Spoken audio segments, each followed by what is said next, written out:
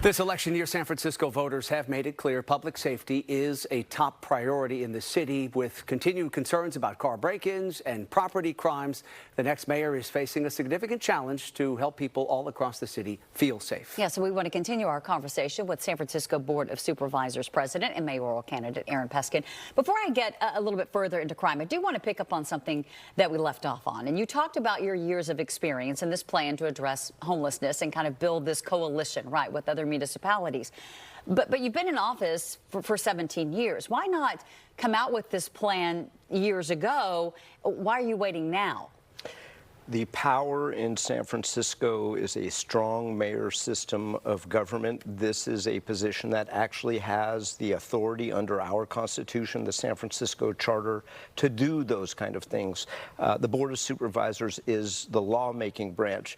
We can't make laws that say, Mayor, go work with your fellow mayors in the Bay Area. That's something that a mayor does. But I have those connections. I've been working with those people now for on and off for a quarter of a century, and I have the experience, and I've learned so much along the way, and I also know who the experts in the fields are to listen to and to work with, and whose ideas to champion. All right, let's talk about the issue, the pressing issue of public safety in San Francisco. And as you know, you live in the city, and it really is top of mind for a lot of voters, a lot of the folks you're trying to win over here. What is going to be your approach to addressing, issues like car break-ins and property crimes and burglaries, and helping people have the sense that they are safe in San Francisco? Yeah, I think, as you just said, it's not only being safe, it's also feeling safe. When I first became a supervisor in the year 2000 and had Chinatown in my district, there were a lot of people who did not feel safe, and I worked very hard to with the police department to recruit and train and retain officers who spoke Chinese. At that time, there was only one officer. Today, we have an entire platoon. And what's really important is those are beat cops. They do real community policing. They not only keep the neighborhood safe from crime, they know the names of their shopkeepers. The shopkeepers know their names. It makes people feel safe. And that's what we have in North Beach, too. I want to expand that community policing to neighborhoods across San Francisco who need to know their officers and have them. I mean, many of the people in my neighborhood have the officers on their cell phones. They see them in their cafes. And, it's easy to talk tough. And a lot of people on that stage talk tough. What we need is tough management and a balanced approach. You mentioned about the opponents, and you've criticized them for talking tough on crime, and you say, that's not what gets the job done. But do you believe that you have gotten the job done over these last couple of years in terms of public safety in San Francisco?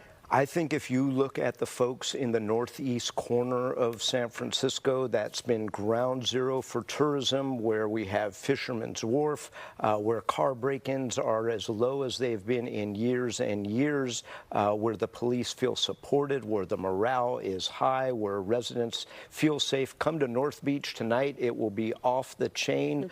My wife and I went out for dinner last night at 10 o'clock. People everywhere, people feeling safe. That's what I want to do for the rest of San Francisco. Let me ask you about, one of the most talked about propositions on the ballot here in California this election is Proposition 36, which would increase the penalties for certain drug and theft crimes. And I know you support this proposition here. How do you respond to the critics?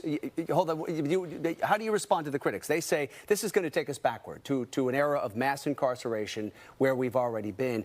A lot of people might look at that and say that doesn't sound like a very progressive position.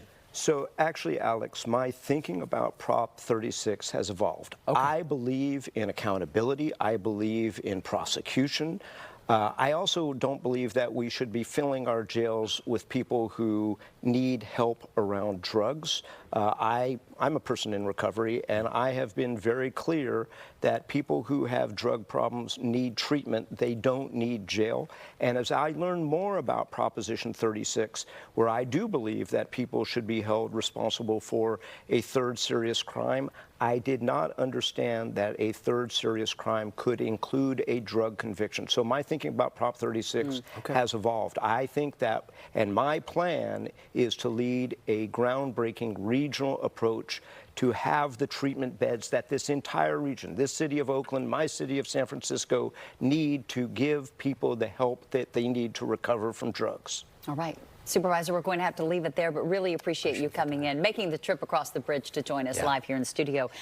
This is what matters to voters, so we appreciate it very much. Thanks so much for the opportunity. We appreciate it. And be sure to stay here with us on the 4. We're going to have a live interview with another candidate, Supervisor Asha Safai, why he says we can't arrest our way out of the drug and homelessness crisis, the additional solutions he's offering, coming up next.